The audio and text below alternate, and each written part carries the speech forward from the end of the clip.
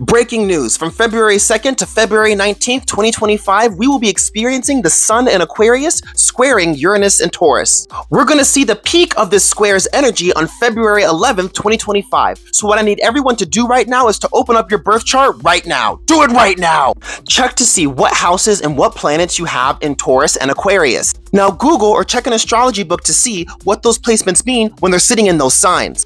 A square in astrology is when two placements create restrictions and obstacles for each other, pushing each other to work hard to integrate their energies. But in order for you guys to better understand how the energy of this square is going to show up, grab your Time Warp Trio, hop on your magic treehouse, make like Code Lyoko, and let's return to the past! February 11th, 1941. The Sun was in Aquarius and it was squaring Uranus and Taurus. It was on this day, around 6:30, that a large group of Nazis left their headquarters in Amsterdam, Netherlands. The Nazis, along with some Dutch sympathizers, had been attacking Jewish neighborhoods that entire week. On this particular day, they entered the neighborhood of Waterlooplein. I'm going to read from my source here. When they entered the neighborhood, they turned left along the tram tracks. One Nazi was on a bike. Coming into the square, he took a sharp left and got separated from his group at the playground in the middle of the open space. A piece of metal was thrown at the cyclist. Stones followed. His comrades started running towards him. At that moment, Jewish defenders emerged from the doorways and unlit alleys. Knives were drawn. Men fought with rubber hoses enforced with lead.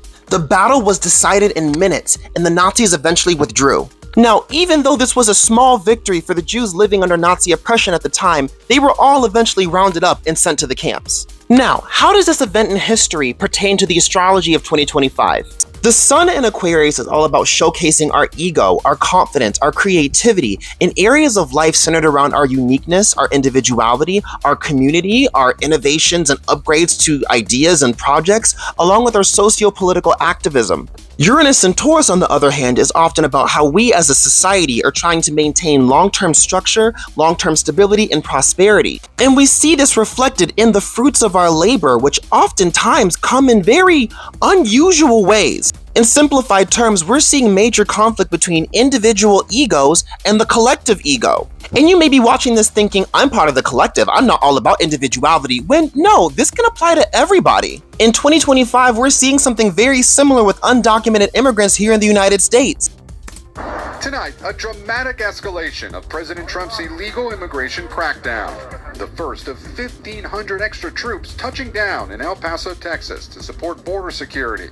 And for the first time, migrants being deported not on chartered flights like before, but on military aircraft. 2 flights landing this morning in Guatemala. We're getting the bad, hard criminals out. These are murderers. These are people that have been as bad as you get.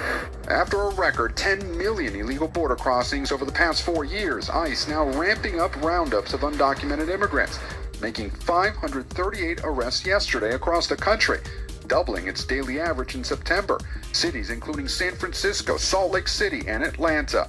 In Newark, New Jersey, this surveillance video appears to show ICE agents making arrests. City officials and immigrant advocates say ICE agents raided this local business, arresting 3 undocumented immigrants and briefly detaining an American citizen, a military veteran, while they asked him for documentation. Now, like we saw in 1941, we may see some cases of small groups of people within neighborhoods and in communities fight back against this government oppression. And if not in the US, we're going to see it around the world. But the only way for us to fix this problem is we have to be more proactive about positive change. Regardless of what you think politically, with this transit coming up, you may think you are doing what's best for the betterment of your society.